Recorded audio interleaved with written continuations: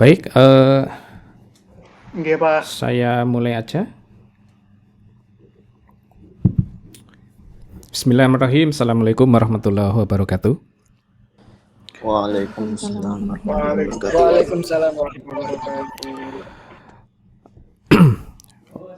Baik, sebelumnya mohon maaf karena minggu kemarin kebetulan ada undangan ya.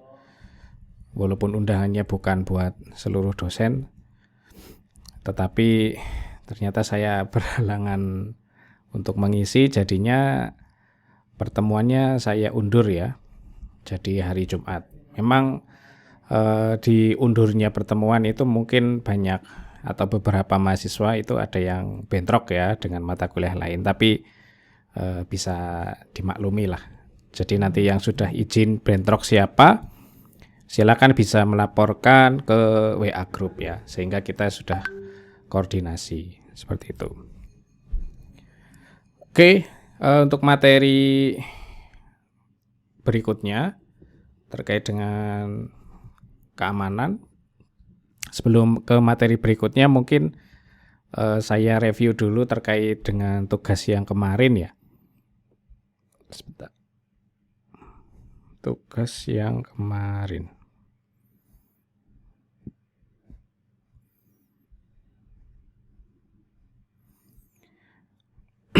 Apakah sudah terlihat study-nya? Sudah, Pak. Oke. Sudah, Pak. Kalau dari total yang mengikuti perkuliahan saya itu ada 40 ya. Ada 40 mahasiswa di mana yang sudah tes ya.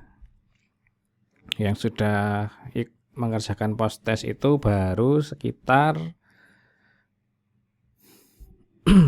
berapa ini? 30-an terakhir saya cek ya. Jadi ada 10 mahasiswa yang mungkin sudah ikut tapi nilainya kurang, atau mungkin memang tidak ikut ya. Jadi yang saya ambil itu kalau tidak salah yang paling besar ya grade-nya ya. Gitu. Jadi kalau nilainya 60 dia bisa mengikuti tes berikutnya dan seterusnya. Nah, kalau tidak salah masih baru sedikit ya. Ini yang enggak lolos ini seperti yoga dan seterusnya, ini mungkin yang salah kurang dari 60% ya. Jadinya dia salah, mungkin enggak bisa mengerjakan tugas berikutnya. Nah, itu yang post test ya. Post testnya kan ada 5 soal. Kesempatan mengerjakan itu ada 3 kali kesempatan. Nah, mestinya kan bisa dicermati betul ya terkait dengan soal-soalnya. Mudah kok soal-soalnya cuma pilihan ganda, enggak sulit. Nah, itu bisa dibaca-baca soal pertama apa, kedua apa, dan seterusnya. Mestinya bisa lah, enggak susah ya harusnya. Gitu. Tapi memang ada beberapa yang belum ya, saya cek nilainya kok belum, tapi dia tetap tidak mengerjakan. Oke, di chat saya lihat tidak ada yang tanya sama sekali. Nah, ini tugas pertemuan 1. Syarat mengerjakan tugas ini harus memperoleh nilai paling tidak 60% ya. Sebelumnya 80%, tapi ternyata banyak yang gagal ya. Jadi saya kurangi. Gitu. Jadi yang sudah mengumpulkan di tugas pertama itu baru 30 ya. Sedangkan pesertanya kalau di sini tertulisnya 42.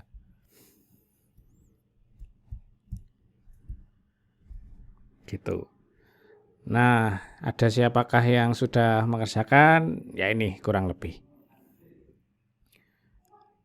Oke. Nah, ini yang 2 mungkin dosen ya. Ini dosen ya. Nah, yang belum ini Febi, LD, Iqbal dan seterusnya, ini yang nilainya mungkin kurang ya di post testnya. Gitu. Jadi enggak, atau belum mengerjakan, saya kurang paham ini. Belum saya koreksi yang ini ya, post test ya.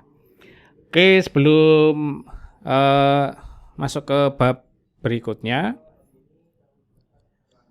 untuk tugas pertama saya bahas dulu ya, sebentar. Misalkan ini milik Mas Gatot ya. Sebentar.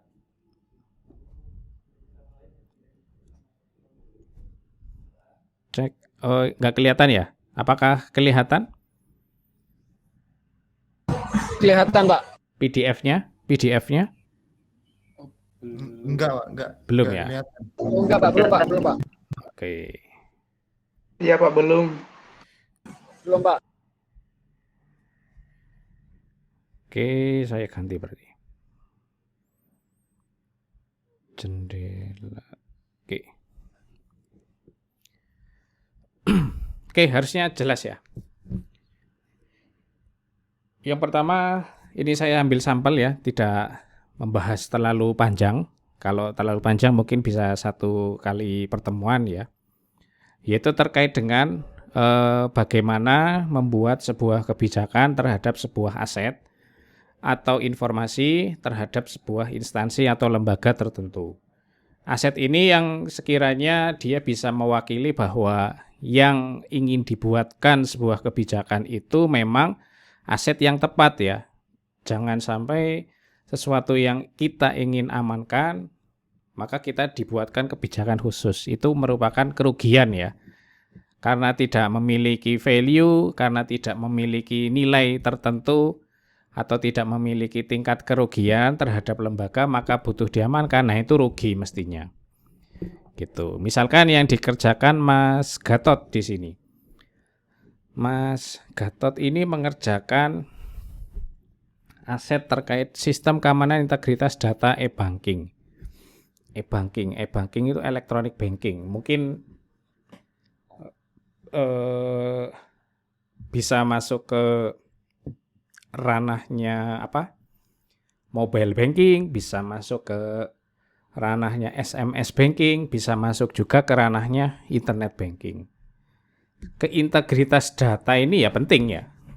Jadi yang dikerjakan Mas Gatot ini sudah betul ya, bahwa sistem keamanan integritas data itu pada bank apalagi ya, itu tepat ya kalau misalkan dia ingin dibuatkan sebuah kebijakan ya, gitu, kebijakan terkait dari sisi keamanan informasinya. Gitu. Tujuannya apa? Sistem keamanan ini dibuat sebuah kebijakan terkait dengan keamanan informasi, yaitu untuk memberikan perlindungan kepada nasabah, di mana data yang ada tidak boleh berubah atau diubah oleh pihak-pihak yang berwenang. Gitu. Nah, mungkin maksudnya ini terkait dengan proses ya. Jadi misalkan data electronic banking itu misalkan teman-teman di sini ingin transfer ya. Transfer menggunakan mobile banking atau menggunakan internet banking dan seterusnya. Kita kan tidak mungkin ketika proses transfer ada orang lain yang ngintip misalkan. Nah, itu seperti apa solusinya dan seterusnya, mestinya di sistem ini sudah tercover ya. Gitu. Tapi itu dari sisi konsumen. Biasanya kalau di sistem di perbankan itu dia tidak mengamankan dari sisi konsumen. Jadi kerugian yang diakibatkan oleh nasabah atau konsumen itu sendiri biasanya tanggung jawab mereka sendiri.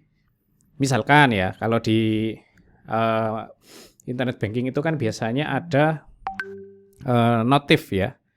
Notif terkait dengan token. Ketika ada seseorang atau siapapun yang meminta token selain dari termasuk dari bank itu sendiri, maka jangan pernah direspon.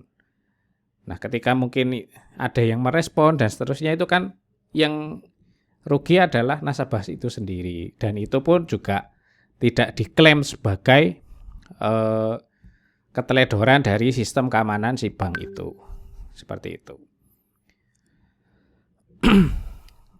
Nah, kalau yang dimaksud di sini bisa jadi ini adalah terkait dengan sistemnya. Jadi di sistem itu tidak boleh data nasabah itu berubah atau diubah. Ya pasti ya. Cuman ya biasanya pihak bank ini memanfaatkan dalam tanda petik ya. Memanfaatkan memanfaatkan momen. Jadi ketika kita daftar di bank itu kan ada data-data yang harus diisi ya. Seperti itu. Nah, data-data yang harus diisi itu biasanya itu kan disimpan. Disimpan entah itu di database-nya bank itu atau di pihak ketiga atau apa. Nah, umumnya itu mestinya itu kan dirahasiakan ya. Gitu, dirahasiakan ini dalam arti data yang sudah diisikan oleh nasabah ketika mendaftar di bank, akun bank itu, dia itu harusnya ya disimpan di database. Tidak boleh kita di data itu disetor ke pihak ketiga. Nah, misalkan ada SMS yang berbau marketing atau berbau yang ada di bank dan seterusnya. Nah, itu biasanya ya, itu karena bank itu biasanya memberikan data itu untuk keperluan bank itu sendiri. Misalkan kepentingannya adalah marketing. Jadi untuk market atau misalkan dari fluktuasi dana keluar masuk di rekening kita dan seterusnya, atau untuk yang lain, atau mungkin kadang-kadang kita ditelepon oleh pihak asuransi, atau kita kadang-kadang ditelepon untuk ditawarkan kartu kredit dan seterusnya. Nah, ini kan penyebabnya salah satunya dari itu. Data yang kita store tadi bisa jadi ternyata disetorkan ke pihak ketiga. Pihak ketiga ini biasanya unit usaha ya. Entah itu untuk iklan, entah itu untuk promosi tertentu ya, dan lain sebagainya gitu. Jadi kalau integritas ya, kalau kita kembali ke yang dikerjakan ini, integritasnya sih saya yakin data itu tidak berubah, kecuali yang mengubah adalah pengguna itu. Tetapi data yang tidak berubah ini ternyata integritasnya betul, asli, tapi disebar gitu. Jadi problemnya sebenarnya selain integritas yaitu confidentiality ya. Gitu. Jadi selain integritas ya, biasanya problemnya ya confidentiality ya, gitu. Ada yang tahu istilah confidentiality apa?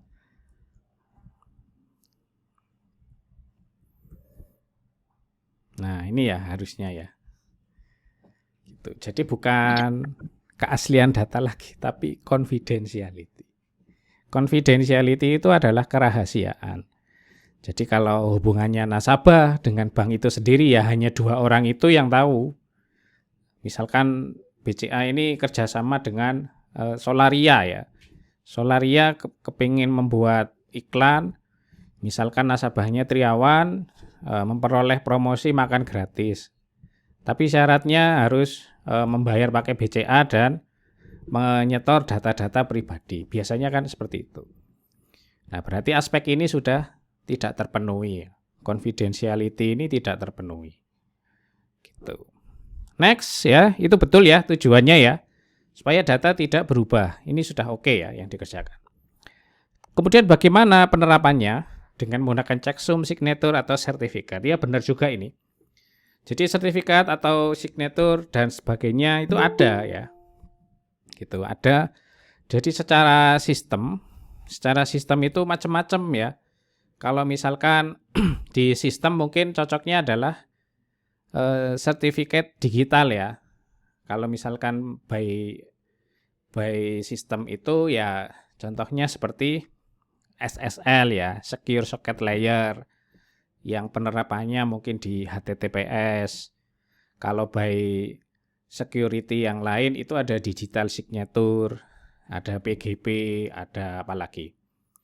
Ada apa lagi ya? Banyak sih. Ada checksum mungkin di sistem itu sendiri ya, atau di servernya atau yang lainnya, mungkin mekanismenya ada di situ. Gitu. Mekanisme signature dapat mendeteksi adanya perubahan terhadap data. Biasanya yang mendeteksi checksumnya, gitu ya. Kalau signature ini biasanya hanya menandai ya. Menandai misalkan dokumen A, dokumen Triawan, dokumen B, dokumen Genta misalkan. Nah, ditandai ketika signaturnya betul, maka nanti di dalamnya mungkin ada mekanisme koreksi checksum ya. Seperti itu. Signatur ini kan jadi hanya tanda saja. Gitu. Kemudian dideteksi dengan checksum atau yang lain sehingga dapat dilakukan menggunakan mekanisme lodging yang ekstensif sehingga jika terjadi masalah akan dilakukan proses mundur atau rollback. Ya betul ini ya. Idealnya sebuah sistem yang baik itu biasanya dia memiliki dokumentasi pembuatannya. Dan dia itu juga bisa di-trace ya atau dilacak ketika sistem itu melakukan perubahan-perubahan terhadap modifikasi atau tambahan fitur sistem. Idealnya sih seperti itu. Jadi ketika ada problem dan lain-lain, dia langsung fokus di problemnya. Misalkan problemnya ternyata di signature, berarti di sistemnya, di bagian signature ada apakah gerangan, apakah algoritma dari digital signaturnya sudah terbobol mungkin oleh orang lain atau tidak bekerja. Nah, disitulah proses koreksinya. Seperti itu. Nah, simple ini ya, simple tapi sudah dapat dipahami lah saya kira. Ini ya contohnya dari Mas Gatot sudah oke ya. Jadi yang dikerjakan sudah betul bahwa sistem yang yang diusulkan itu memang tepat untuk dibuatkan dokumen kebijakan. Seperti itu. Oke, terkait tugas 1 mungkin ada yang mau ditanyakan?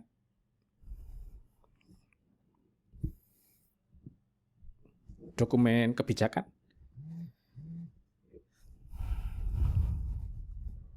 Belum ya? Oke, mungkin belum ya, masih belum. Oke, saya lanjut ke materi berikutnya sebentar. Oke ya, materi berikutnya sebenarnya sudah saya singgung kemarin ya, sedikit ya, terkait dengan klasifikasi, keamanan informasi. Kemarin sudah saya ceritakan terkait dengan physical security atau klasifikasi dari tingkat fisik.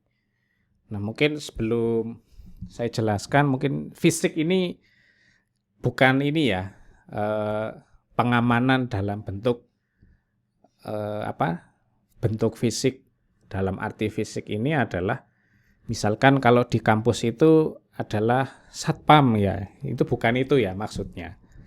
Jadi yang dimaksud fisik ini ya dari perangkat fisiknya, bukan dari sisi satpam tadi ya. Jadi bagaimana klasifikasi misalkan perangkat fisik ini siapa nanti yang berhak mengakses, siapa yang berhak mengelola dan yang lainnya.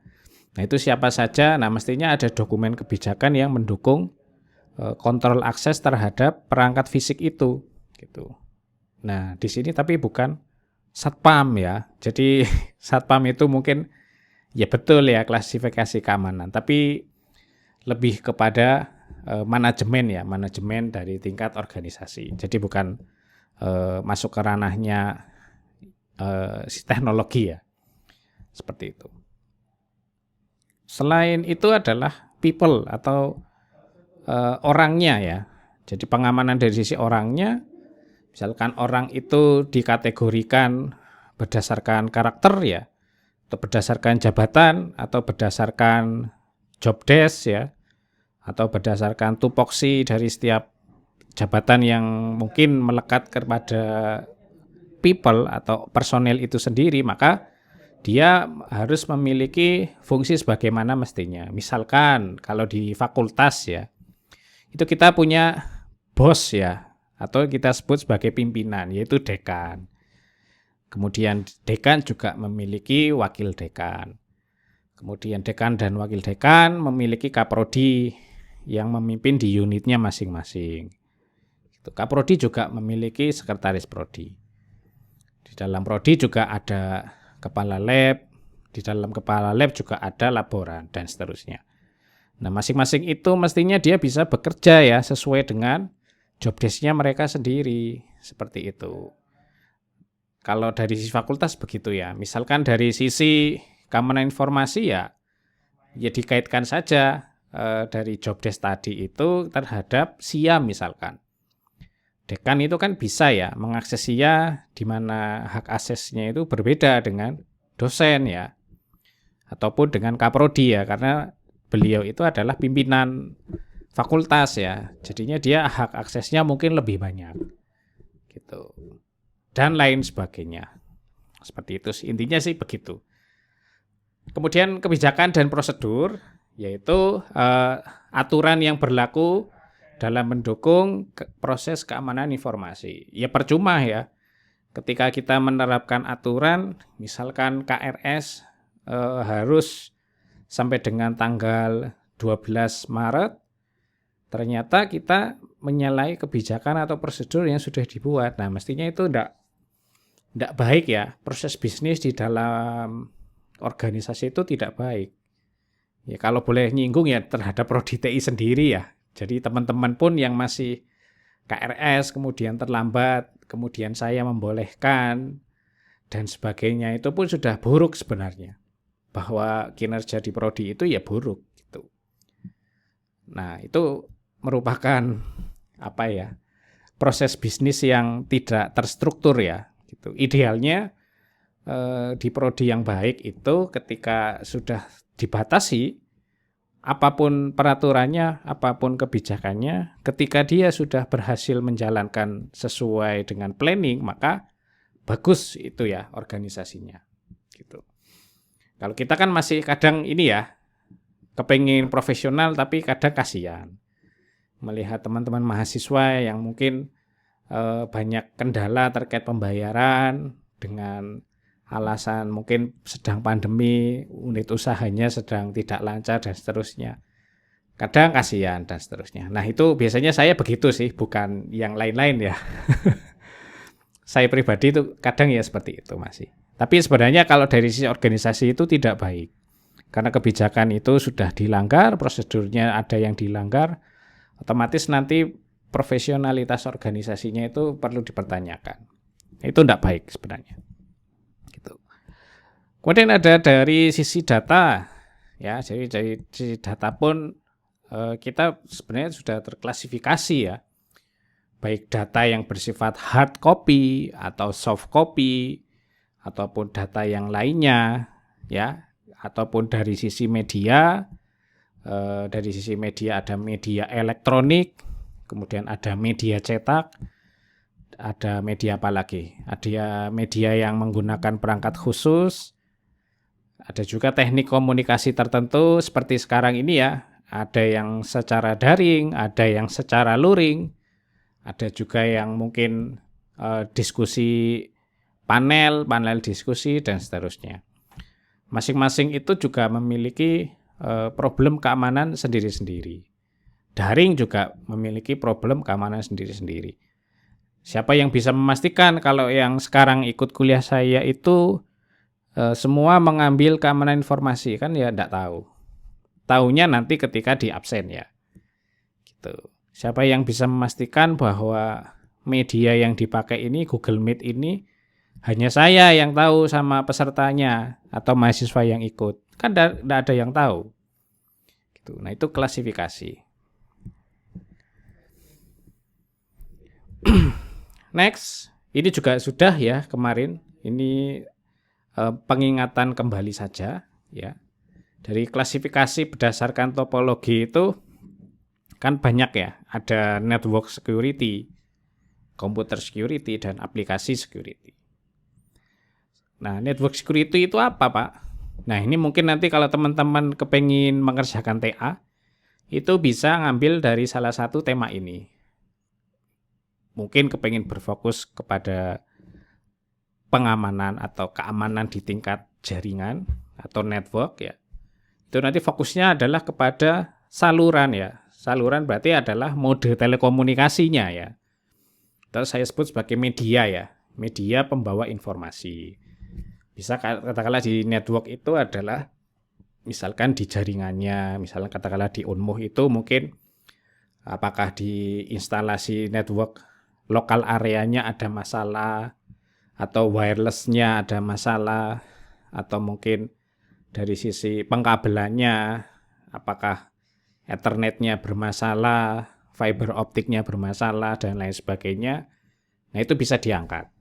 Atau kalau tidak seperti itu, bisa juga mengarah kepada pengujian atau mungkin pengamanan dari implementatif jaringan atau media yang sudah dipakai, sejauh mana atau seberapa aman sih dari jaringan yang ada di Unmo misalkan.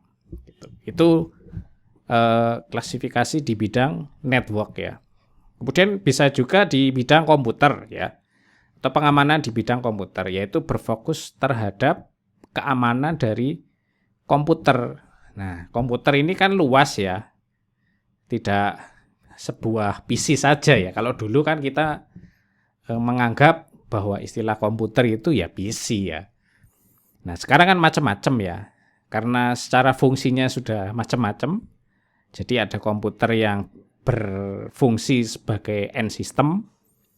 Ada juga yang berfungsi sebagai host, sebagai endpoint ataupun sebagai server. Nah, dari aspek security itu kan bisa banyak ya yang bisa kita olah, yang bisa kita analisis ya. Misalkan komputer itu sebagai host ya. Jadi dia sebagai penyedia layanan ya. Penyedia layanan, apakah layanannya itu benar-benar sudah oke dalam arti itu layanan yang sudah disediakan itu memang benar-benar dipakai oleh pengguna yang bersangkutan. Nah, itu sudah betul apa belum? Nah, itu bisa dianalisa. Nah, itu bidang computer security. Bisa juga nanti masuk ke ranahnya sistem operasi ya, atau OS-nya ya. Di OS itu kan banyak ya. Ada Linux, ada Windows, ada Mac OS. Di situ kan bisa kita ini ya, analisis misalkan ada problem tertentu. Misalkan apa problemnya? Misalkan di Windows itu kan dulu itu kan sering banget ya ada virus ya. Nah, ciri-ciri kalau komputer itu OS-nya kena virus biasanya ada sesuatu yang berubah ya. Misalkan foldernya jadi source code, atau mungkin foldernya jadi disembunyikan dan seterusnya. Nah, kalau sekarang kan enggak. Sekarang virus itu lebih ke ini ya, ke dua varian. Yang pertama variannya adalah memeras dalam tanda petik ya. Nah, kita sebut sebagai ransom ya. Ransom itu adalah perangkat lunak yang berfungsi katakanlah sebagai perusak sekaligus pemeras ya. Pemeras itu maksudnya kita disuruh transfer dengan alasan bahwa file kita terenkripsi, file kita terkunci dengan mekanisme kriptografi tertentu. Kemudian kita disuruh transfer melalui Bitcoin system ya biasanya. Atau melalui mekanisme blockchain dan seterusnya. Kita hanya diberi alamat, kita disuruh transfer, kemudian nanti akan diberikan kunci. Katanya begitu. Saya belum pernah membuktikan ini. Apakah itu benar atau tidak ya. Nah, itu perlu diuji juga. Nah, itu adalah malware. Salah satunya tadi ya, sebagai ransom. Yang kedua sebagai pencuri dalam tanda petik. Nah, eranya sekarang itu kan apa saja yang kita pakai itu sejatinya itu adalah milik si pembuat sistem ya. Katakanlah kita pakai Android mungkin ya, karena di dalamnya semuanya memiliki produknya Mbah Google, mau enggak mau ya sebenarnya kita secara tidak sadar mengirimkan data ya untuk Mbah Google ya. Gitu. Mungkin data bagi kita itu mungkin tidak jadi masalah ya. Sekalipun kita nanti dilakukan profiling oleh Mbah Google, maka tidak ada untungnya lah. Karena kita itu bukan siapa-siapa ya. Mungkin salah satu dari kita atau teman-teman di sini mungkin ketika jadi bupati, jadi gubernur, kemudian jadi presiden ya. Amin ya. Nah, itu nanti bakal jadi sesuatu hal yang bermanfaat ya. Khususnya bagi tadi ya, institusi yang melakukan profiling data kita. Profiling itu maksudnya pengemasan data sehingga kita dari data kita itu kita bisa konangan gitu loh Mas. Tiap harinya misalkan Genta itu makannya jam berapa, pakai HP-nya jam berapa, ngecas HP-nya jam berapa, dan seterusnya. Itu profiling gitu. Jadi aktivitas rutin yang kita pakai, aktivitas rutin yang kita gunakan menggunakan gadget kita itu sebenarnya bisa terawasi ya. Bisa dilakukan profiling sehingga kita tahu dari kegiatan kita yang berulang-ulang setiap harinya seperti apa. Nah, dari sana itu bisa kewenangan. Misalkan setiap sebulan sekali siapa yang kene ya? Saya apale Genta biasanya nek 2019 ya. Nah, itu misalkan belanja di Tokopedia, belanjanya sama, kategorinya adalah elektronik misalkan. Maka Tokopedia bisa mengetahui si Genta ini secara perangkat elektronik dia pasti belanja setiap 1 bulan sekali. Makanya di situ langsung muncul ini produk yang mungkin Anda sukai. Nah, yang pertama HP misalkan iPhone 12 Pro misalkan. Nah, baru lagi iPhone 11 Pro misalkan. Kok tambah murah ya dan seterusnya. Biasanya gitu. Nah, aplikasi kan juga seperti itu mainnya ya. Jadi dari history kita, profiling dari apa yang kita kerjakan itu sebenarnya sudah mudah diamati oleh pihak ketiga. Atau dalam hal ini adalah aplikasi. Makanya dipikir-pikir dulu lah kalau pengen install. Kalau tidak penting-penting banget ya tidak usah. Itu computer security malware. Nah, tadi sudah nyinggung aplikasi ya. Gitu. Berarti fokus terhadap aplikasi atau software, termasuk di dalamnya adalah keamanan sistem database. Nah, aplikasi kan sudah banyak ya. Kalau dulu aplikasi itu yang disebut aplikasi ya yang bisa jalan di komputer ya. Nah, kalau sekarang enggak. Aplikasi yang berjalan di HP, di apalagi di tablet, di laptop, dan seterusnya itu adalah aplikasi. Semakin ke sini kompleksitas aplikasi itu semakin tinggi ya. Memang bagus ya, semakin kompleks itu kan tingkat keamanannya semakin bagus ya. Nah, cuman juga perlu dipahami juga bahwa SDM kita terkait dengan aplikasi security masih sedikit ya. Gitu. Jadi teknologi programming, teknologi terkait dengan software developer itu semakin hari itu semakin canggih, namun tidak diimbangi dengan kemampuan dari SDM, khususnya adalah SDM di Indonesia.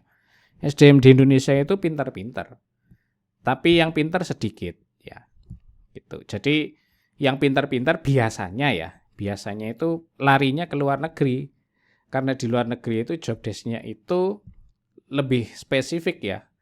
Karena di Indonesia mungkin kalau dari sisi pekerjaan IT itu satu orang pekerja IT itu biasanya ya all in one ya. Jadi kalau kita mengacu contoh ke dalam pembuatan software web misalkan, idealnya web itu kan sendiri-sendiri.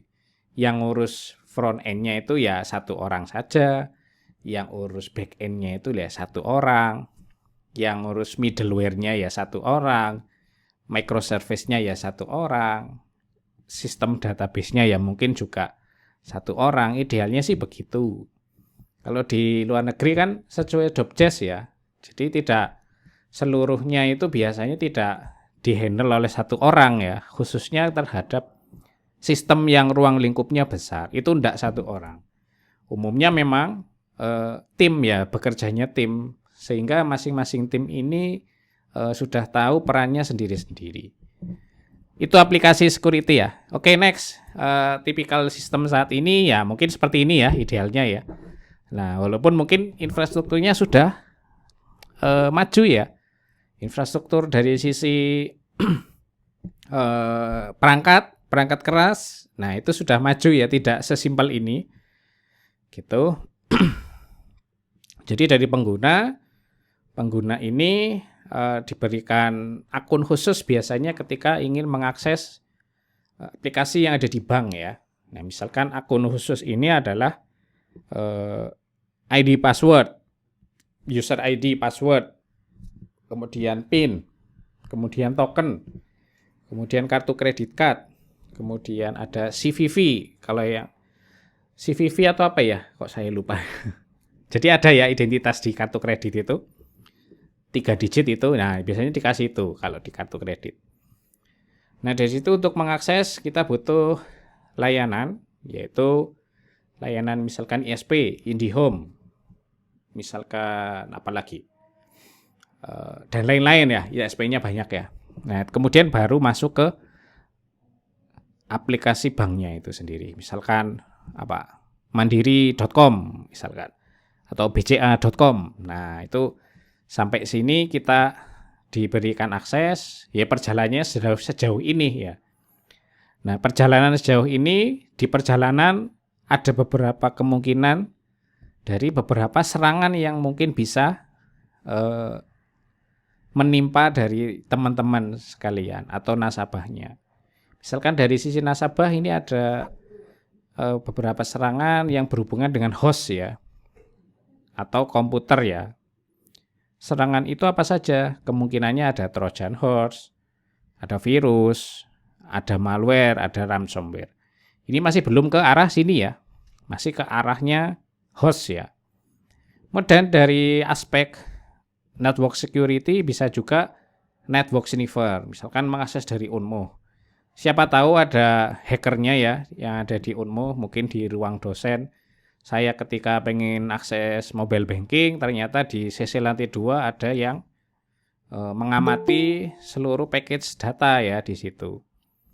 Nah, mengamati seluruh package data, akhirnya konangan. Di paket sniffing kok konangan nih, Pak Tri lagi transfer ning Tokopedia. Nah, iki bisa konangan. Itu bisa network sniffer atau MITM ya.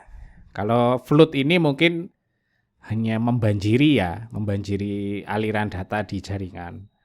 Misalkan saya pengen buka bca.com, jadinya karena banjir, banyak yang mengakses, request-nya tinggi, maka otomatis halaman ini terbukanya lemot ya, loading terus ya.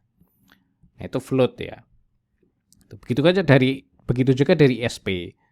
ISP menuju internet juga biasanya rawan serangan flood seperti itu. Flood ini mungkin ya contoh sederhananya kayak DOS ya, denial of service atau DDoS dan lain-lain. Gitu. Itu dari sisi user ya atau host, kemudian dari sisi ISP komputer security-nya seperti apa, kemudian dari aplikasi. Aplikasi ini murni dari pihak penyedia layanan ya, atau dari pihak banknya, atau dari pihak server banknya. Seperti yang tadi dikerjakan Mas Gatot itu ya sudah oke lah gitu ya. Itu tipikal sistem yang saat ini. Karena masih belum bisa ini ya, selain ini kan belum bisa ya. Dari user langsung ke bank itu kan belum bisa. Kita masih butuh internet seperti ini. Mungkin suatu saat ada mekanisme khusus. Jadi user harus connect ke VPN dulu, baru bisa connect ke sini. Maka dia tidak perlu ke ISP. Jadi datanya mungkin tidak bisa analisis oleh ISP. Oh Pak Tri kepengen transfer neng BCA. Karena connect-nya ke VPN, maka ISP tidak tahu datanya karena data itu terenkripsi. Gitu. Itu ya. Wah, saya malah jadi cerita ini, dongeng terus ya. Oke. Next yaitu standarisasi keamanan informasi. Jadi kalau di dunia internasional itu untuk menstandari itu adalah untuk memberikan batasan minimal ya Mas ya. Jadi ketika dianggap sebuah organisasi sudah benar-benar tepat dalam mengamankan atau dengan menerapkan keamanan informasi ketika memenuhi standar tertentu. Salah satu standarnya adalah ISO ya. International Standard Organization. Kalau di keamanan informasi itu ada di ISO 27001 tahun 2013. Wah, aku kudu maca maneh iki. Oke, dibaca sendiri ya, mungkin ya. Intinya dari ISO ini adalah standar sistem manajemen keamanan informasi. Sehingga di dalamnya itu memberikan gambaran khusus terkait lingkup apa saja yang harus dilakukan sebuah instansi atau sebuah lembaga ketika ingin menerapkan konsep keamanan informasi. Nah, konsepnya seperti apa saja? Yang pertama adalah dari konteks organisasi. Organisasi ini maksudnya mungkin dari bank ya. Konteks banknya seperti apa, bidang fokus pekerjaannya seperti apa. Misalkan bank ini kan mengelola aset keuangan ya. Aset real maupun non-real, giro, tabungan, dan lain-lain ya. Nah, itu seperti apa? Apakah ada keuntungannya atau ada kerugiannya dan seterusnya. Nah, itu perlu dipenuhi dulu. Kemudian dari sisi kepemimpinan, apakah seorang pemimpin bank, misalkan direktur Bank Mandiri itu butuh sebuah mekanisme pengamanan yang harus dipenuhi. Kemudian ketika ingin memvalidasi data nasabah, apakah harus ada mekanisme khusus, kepingin penarikan uang 1 triliun di bank itu ada mekanisme khusus atau tidak. Nah, itu juga butuh ya. Gitu. Kemudian dari sisi perencanaan, support operasional, evaluasi dan improvement. Itu semuanya minim harus dipenuhi di ISO. Jadi ketika Unmuh suatu saat di ISO-nya tapi yang 27.000 ya. Nah, harus memenuhi sekian aspek ini. Sehingga dari aspek ini ketika sudah terpenuhi, maka sistem manajemen keamanan di Unmuh itu sudah memenuhi syarat sebagai ISO. Jadi dikatakan sebuah institusi sudah ISO 27.000 ini berarti sistem di organisasi itu adalah memenuhi standar keamanan informasi. Gitu. Jadi ketika sudah memenuhi standar keamanan informasi tapi website-nya sering loading, kemudian sering di-DDoS, sistemnya sering dihack, mungkin sistemnya ya enggak luas lah ya. Gitu. Apakah ada yang seperti itu, Pak? Ada tapi jarang. Gitu. Kalau sampai ada dan dipublis, nah itu izin, Mas. Ya. Izin ya, malu ya Mbak ya. Jadi ketika sudah lolos ISO ternyata masih sering kebobolan dalam hal keamanan informasi. Ya itu lucu lah. Tapi jarang ya, jarang. Oke, itu tadi syarat utama. Di lain syarat utama juga ada syarat dalam menetapkan kontrol akses terhadap keamanan informasi. Di dalam kontrol akses itu terdiri dari 14 area. Wah, ini banyak sekali ya. 14 area yang harus diamankan di dalam organisasi yang membutuhkan aspek keamanan, yaitu kebijakan.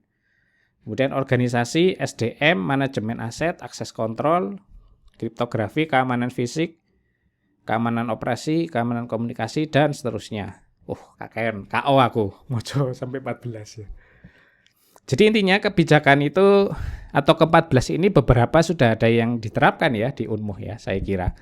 Kebijakan sudah ada ya, organisasi sudah ada, kemudian SDM juga sudah ada, manajemen aset juga ada orangnya sendiri, akses kontrol, siapa saja yang mengakses sistem, SIA, e-learning, e-study, itu sudah ada sendiri. Kriptografi mungkin ini belum ada ya penerapannya. Keamanan fisik dan lingkungan juga sudah ada, operasi komunikasi sudah ada. Kemudian pengadaan atau akuisisi, pengembangan dan pemeliharaan juga sudah ada. Hubungan dengan pemasok, maksudnya ini adalah ini ya, pihak ketiga seperti mungkin kalau Unmuh ke Bitkom mungkin atau ke mana? Elkom bukan Bitkom ya, ke Elkom. Nah, itu bisa ya. Pengelolaan insiden juga bisa, sudah ada ini saya kira. Manajemen kelangsungan usaha juga, kepatuhan juga. Jadi beberapa kalau memberi contoh misalkan ini di Unmuh, beberapa sudah diterapkan. Hanya beberapa tok yang belum. Kayak kriptografi ini saya kira belum. Kalau yang kriptografi ini saya juga sanksi kemarin ya, waktu absensi sidik jari dan seterusnya itu kayaknya enggak dienkripsi itu. Jadi UPTPDI itu punya data pribadi seluruh pegawai ya, gitu ya. Dan itu bisa krusial itu ya kalau tidak dienkripsi. Gitu. Next, tujuan dan manfaat. Apa tujuannya dari penerapan ISO 27000, 2013 dan seterusnya? Nanti bisa dibaca sendiri ya. Nah, untuk saya tahu bahwa teman-teman di sini paham atau belum, nanti saya kasih post test lagi. Gitu. Oke, dibaca sendiri, tidak apa-apa. Gitu. Next yaitu UU ITE. Wah, penting ini ya. Jadi jangan sampai seluruh teman-teman di sini hanya karena putus cinta, kemudian sambat di sosmed, kemudian sampai merendahkan mantannya atau pacarnya yang barusan putus tadi. Kemudian gara-gara itu teman-teman di sini dilaporkan ke polisi dengan alasan sudah melanggar pasal UU ITE. Nah, itu bisa sekarang ya. Kalau teman-teman jeli apa yang bisa jadi postingan itu bisa dipakai untuk barang bukti ya. Jadi ketika tadi ya misalkan Genta misalkan putus dengan Feby misalkan. Nah, yang diputus itu Genta. Gitu ya. Jadi Feby-nya mutus Genta, Gentanya mencak-mencak di sosmed misalkan. Nah, di sosmednya dia sampai dengan marah, kemudian merendahkan, kemudian memposting isu sara ya dan lain sebagainya. Nah, itu bisa dipakai untuk barang bukti. Nah, kemudian bisa di screenshot, kemudian bisa kita cetak langsung ke polisi dengan alasan oh ini seperti ini dan seterusnya. Itu kena ya. Jadi hati-hati kalau menggunakan sosmed, sebisa mungkin adalah kita memberikan info atau memposting hal-hal yang bermanfaat saja. Bagaimana kalau yang tidak bermanfaat, Pak? Ya boleh, tapi ya pakai cloningan aja, jangan akun resmi ya. Tapi saran saya ya janganlah, pakai akun resmi aja. Gitu ya, jadi UU ITE, Undang-Undang Informasi dan Transaksi Elektronik, ini mengatur terkait dengan informasi serta transaksi elektronik atau teknologi informasi secara umum. Jadi semua yang berbau dengan IT atau segala sesuatu yang berhubungan dengan transaksi elektronik, itu ada undang-undangnya. Kalau undang-undang ini dilanggar, ya dipenjara, rek. Penjara ini nggak enak. Aku belum pernah sih. Gitu. Itu terakhir kali direvisi kalau tidak salah tahun 2016. Gosip-gosipnya kemarin-kemarin ini sudah ada direvisi lagi ya. Saya belum update ini. Di bagian mana enggak tahu. Nah, ini ada contoh pasal-pasal yang direvisi ya, mulai dari tahun 2008. Apa saja yang direvisinya? Ini saya ambil dari CNN Indonesia. Nanti bisa googling aja. Gitu. Nah, ini kronologi atau histori dari perubahan UU ITE ya. Nah, ini mulai dari tahun 2008 sampai dengan 2016 ini sudah berjalan banyak sekali perubahan terkait dengan UU ITE, dan tentunya ini juga bukan semakin memberatkan kita ya. Jadi kita kalau dengan adanya UU ITE bukan berarti kita dikekang ya. Jadi kita tidak bisa freedom of speech, itu tidak begitu ya. Mestinya kita tetap bisa dengan di sosmed itu kita bebas berbicara, kemudian kita juga bebas merespon ya. Jadi selain freedom of speech itu kita juga freedom of respon ya. Jadi bebas merespon. Katakanlah netizen Indonesia kemarin rame Dewa Kipas karena dia dituduh dicurangi. Nah, rame langsung ya, blur ya. Jadi seolah-olah itu netizen menganggap beliau itu adalah pakar ya. Padahal untuk menjadi pakar biasanya kita butuh perjuangan yang cukup banyak ya. Perjuangan yang cukup panjang ya. Umumnya begitu. Nah, karena kita di Indonesia umumnya itu kan segala sesuatu itu ketika viral, ketika mungkin memberikan perhatian yang banyak dari orang, terkadang itu kan bisa dialihkan ya. dari yang biasa-biasa saja, tiba bisa langsung menjadi ahli. Bisa menjadi pakar dan lain-lain. Lah itulah baru di Indonesia kayaknya. Gitu. Boleh ya kita mendadak mulai dari biasa-biasa saja kemudian menjadi bintang itu bisa. Tapi mungkin bukan di catur ya. Mungkin bisa di selebriti, misalkan penyanyi ya. Siapa yang tahu Denny Caknan? Nah, itu kan orang biasa sebenarnya. Karena memang dari sisi lagunya bagus-bagus, kemudian dari sisi penampilannya mungkin bagus, akhirnya terkenal ya. Padahal ya orang biasa aja gitu. Sebelumnya ya biasa-biasa aja. Mungkin kalau di sini ada yang seneng gitar ya, ada Ali Bata, itu kan biasa-biasa saja. Tapi karena punya kemampuan akustiknya yang bagus, kemudian banyak orang yang terpesona, jadi pengakuan itu muncul sebenarnya. Gitu. Nah, itu salah satu yang mungkin bisa dalam tanda petik instan ya. Tapi kalau misalkan kategorinya mungkin atlet atau mungkin peneliti, nah itu mungkin butuh perjalanan yang cukup panjang. Jadi tidak bisa instan. Jadi menjadi viral dan menjadi pakar itu tidak semuanya berlaku untuk seluruh aspek. Mungkin untuk aspek hiburan itu bisa ya. Kalau untuk aspek-aspek tertentu itu belum bisa ya, belum bisa. Gitu. Nah, beberapa kasus terkait UU ITE mungkin ada yang pernah dengar Prita Mulyasari itu awal-awal ya, yang ngirim email terkait dengan pelayanan di rumah sakit karena dia mencemarkan nama baik, akhirnya dipenjara. Gitu. Ada juga Alexander Aan, di sini adalah menghina agama ya. Nah ini SARA ya, jangan sampai menghina agama ya.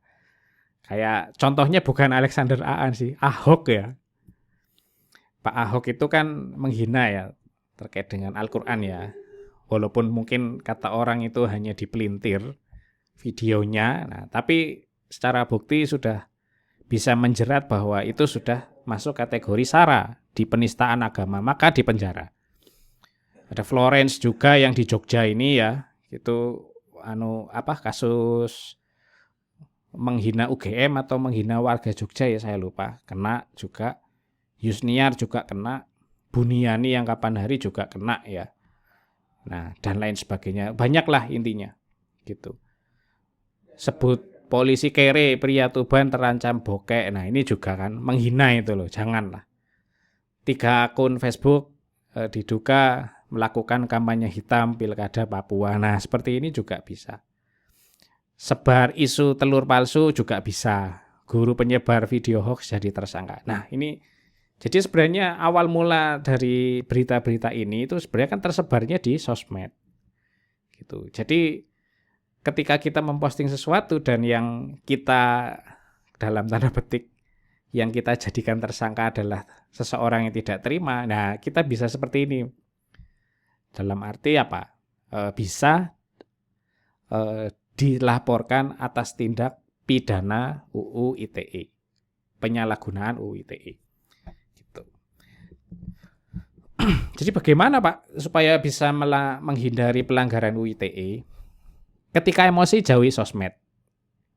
Terus piye Pak? Aku emosi terus gak sosmedan. Yo ngegame aja lah. Main Mobile Legends atau main PUBG atau apa.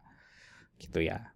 Kemudian hindari berbicara yang berkaitan dengan SARA. Nah ini jangan sampai juga ini. Indonesia ini kan negara yang bineka ya. Jadi agama itu seluruhnya itu kan banyak. Tidak hanya sekedar agama Islam.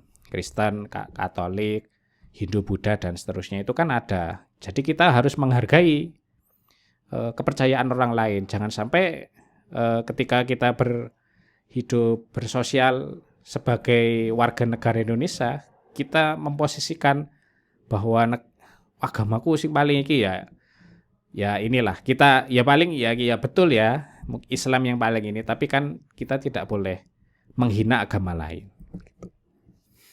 Hindari kata-kata kasar. Nah ini juga akhir-akhir ini lumayan marak ini kata-kata kasar ya. Terutama di kalangan gamers ya. Saya kalau ngegame itu pasti kadang sering ya, bukan pasti ya. Sering pasti muncul kata-kata kasar gitu. Dan itu yang mungkin banyak dikatakan oleh dalam tanda petik itu bocil ya. Ada yang bilang bocil, ada yang bilang ababil dan seterusnya. Banyak ini di game ini gitu. Kalau misalkan akunnya tidak jelas ya tidak apa-apa. Khawatirnya keterusan ya. Ngomong kasar terus sampai dengan menghina. Nah, itu khawatirnya keterusan karena terbiasa soalnya. Gitu. Hindari pornografi. Dunia maya sama dengan dunia nyata. Update semua hal yang berkaitan dengan UITE.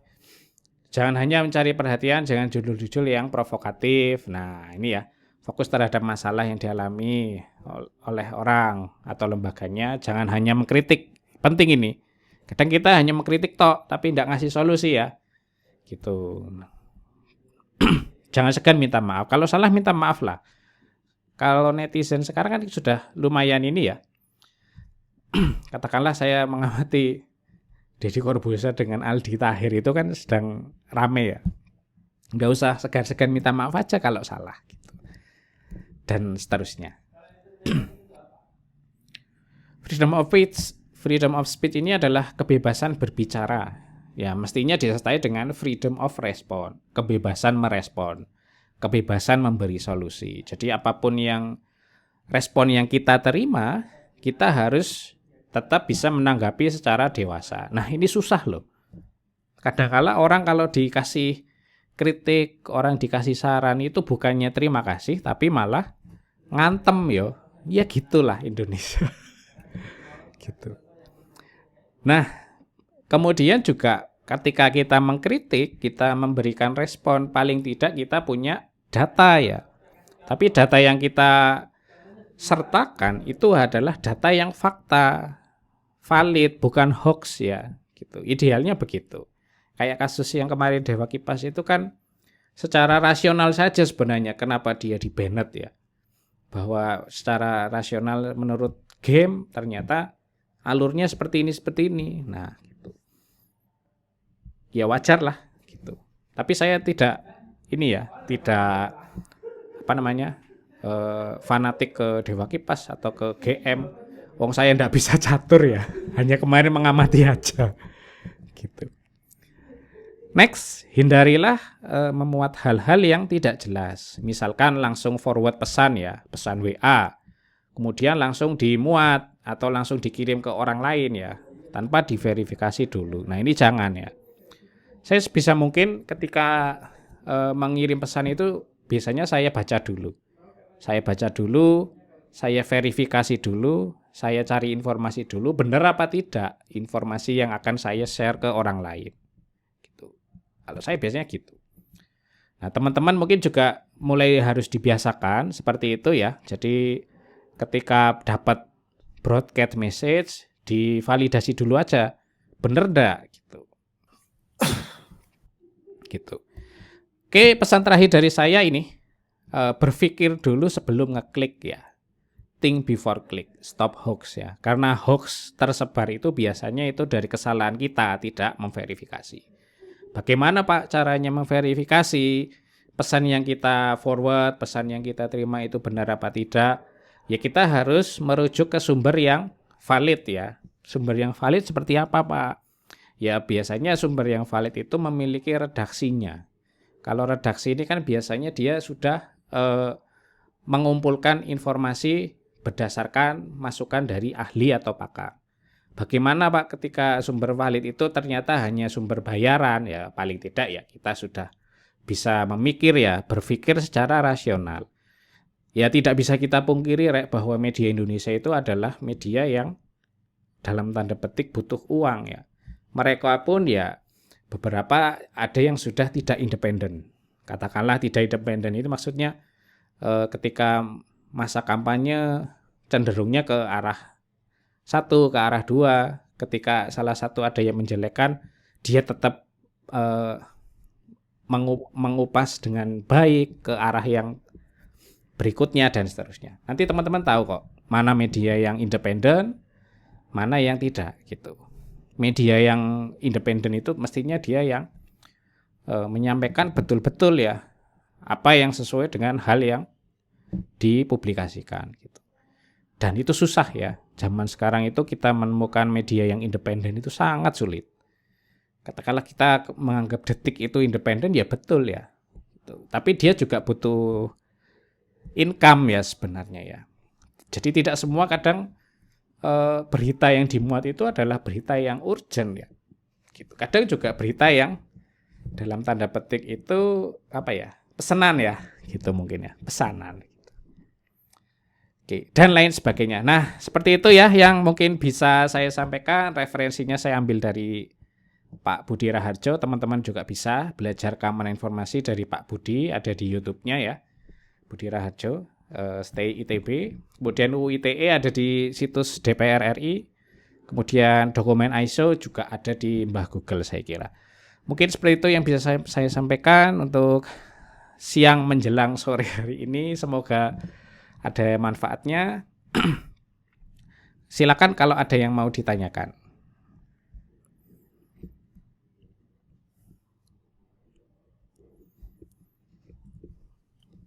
Absen Pak? Oke, sebentar.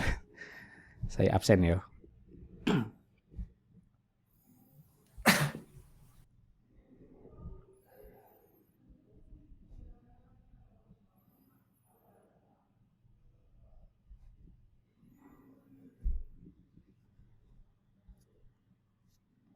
Sambil nunggu absen boleh, silakan kalau ada yang mau ditanyakan.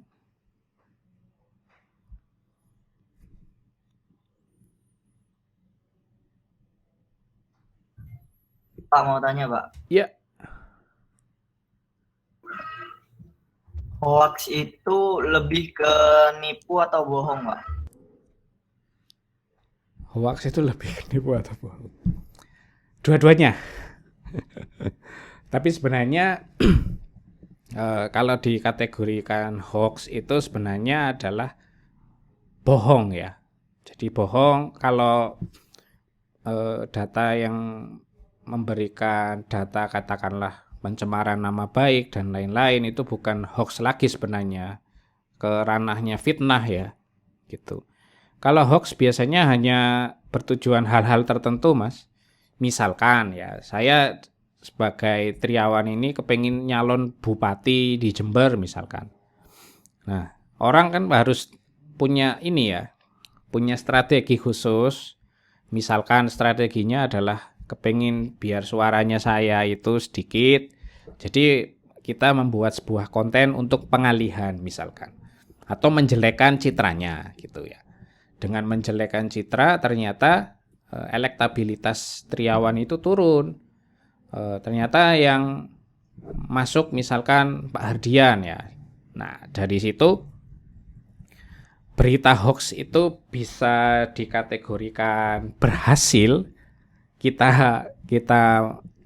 black campaign kan ya, dari hasil itu tadi biasanya gitu. Jadi berita bohong itu biasanya dimaksudkan ke arah tertentu ya. Kalau di politik ya ke black campaign tadi, kampanye hitam ya gitu. Jadi lebih ke bohong. Kalau ke apa tadi Mas? Ke bohong atau ke apa? Kok lali aku. Nipu Pak. Nipu ya. Kalau penipuan itu biasanya sudah terlihat sih. Itu langsung ini fokus terhadap apa namanya? Pelayanannya biasanya kalau penipuan. Misalkan dari teman-teman di sini sering ya nge-share nomor HP misalkan. Biasanya ada yang mau mendadak telepon, sok kenal sok deket. Ayo, aku siapa dan lain-lain. Loh, aku ini seperti ini. Kemudian SKSD-nya ini tanya, loh, namamu siapa dan lain-lain. Loh, katanya kenal, kok tanya nama dan seterusnya. Biasanya ada yang begitu, Rek. Gitu. Jadi baru kemarin ini saya ada yang telepon iseng mungkin. Siapa gitu, bilangnya dari Polres. Tapi kok ternyata dia enggak kenal saya gitu kan ya. Aneh kan berarti. Nah berarti itu kan apa namanya, ada yang kepingin iseng mungkin ya kemarin. Jadi pas hari apa kemarin pas rapat ya? Kalau nggak Rabu ya, hari Rabu kemarin ternyata saya ada yang telepon. Ngakunya dari Polres. Memang saya bekerjanya itu sebelumnya pernah kerja di Polres gitu ya. Tapi kenal gitu loh. Nah, ternyata ini orang Polres tapi tidak kenal. Nah, ini kan berarti mau iseng ya. Gitu. Mau iseng dan seterusnya. Nah, biasanya kalau berbohong itu berita bohong. Jadi kategorinya hoax itu bisa dikatakan dua-duanya sih. Tapi lebih condongnya kalau hoax itu berita yang bohong, bukan berita yang penipuan. Penipuan sudah ranahnya kriminal. Kalau hoax itu kan kadang bisa dianggap sebagai kriminal, kadang tidak. Gitu. Gitu. Oke, next saya absen dulu sebentar.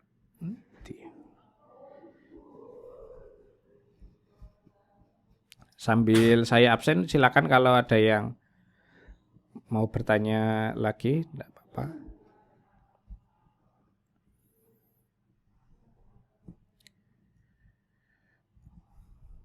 Sudah kelihatan absennya? Kelihatan, Pak. Kelihatan, Pak. Oke, Nur Muhammad Rahmat Fitri, Febi Aulia, Alif Syadilah. Hadir. Kok izin?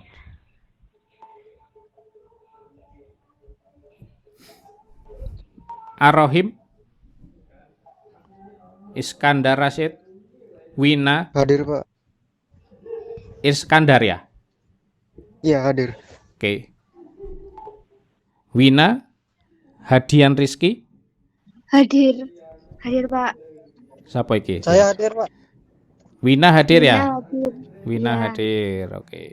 Hadian Rizky, Saya, Pak, hadir, Pak. Muhammad Adif, Hilmanuri, Hadir, Pak. Hadir. oke. Yoga Wahyu, Muhammad Faza Bila, Zelda, Hadir, Pak. oke.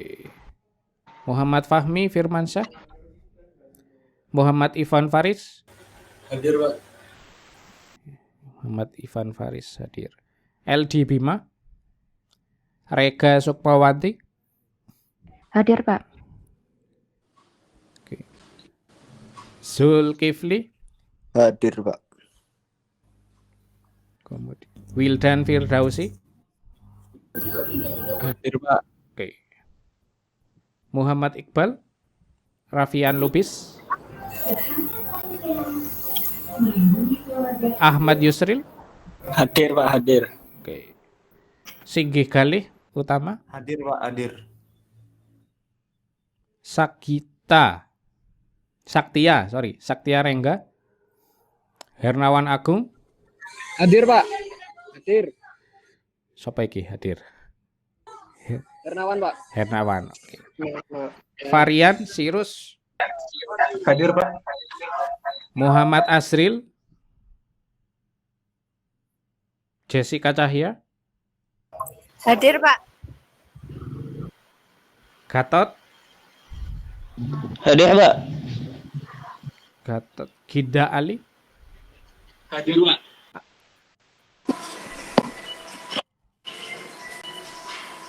Ginda Ali, Ahadini Izatus, Hadir, Pak. Tarisa Suci, Hadir, Pak. M Fadil Al-Hikam, Nurul Azizah, Hadir, Pak. Hadir. M Fadil hadir. Oke. Nurul Azizah, Wanda, Muhammad Nur Cahyo, Elvira, Muhammad Iqbal, Hadir, Pak. Hadir. Anda akhirnya hadir. Iqbal, Wanda hadir, Wanda. Wanda hadir ya. Saya, Pak. Hadir, Pak. Oke.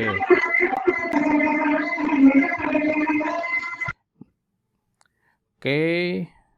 Next apa Pak? Agung Maulana? Ratna Cynthia, Hadir, Pak. Alfian Ananta, Hadir, Pak. Nur Eko Budi, Hadir, Pak. Dwi Ari. Hadir, Pak. Oke. Nanti yang izin karena bentrok silakan ditulis di WA grup ya. Iya, Pak. Oke, untuk tugas postes nanti akan saya tulis di tadi menyusul ya. Jadi nanti seperti biasanya nanti saya set up nilai minimumnya berapa. Kemudian nanti teman-teman baru bisa melanjutkan ke tugas berikutnya. Mungkin seperti itu yang bisa saya sampaikan. Ada pertanyaan atau ada tambahan? Silakan.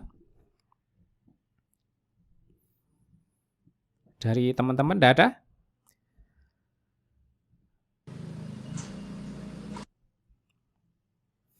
Tidak ada, Pak. Oke. Cukup tanya, Pak.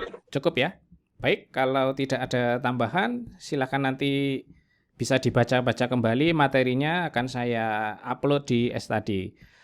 Oke, terima kasih atas kehadiran seluruh teman-teman mahasiswa yang sudah hadir ya pada siang menjelang sore hari ini. Mohon maaf apabila ada salah kata. Saya tutup. Assalamualaikum warahmatullahi wabarakatuh. Waalaikumsalam.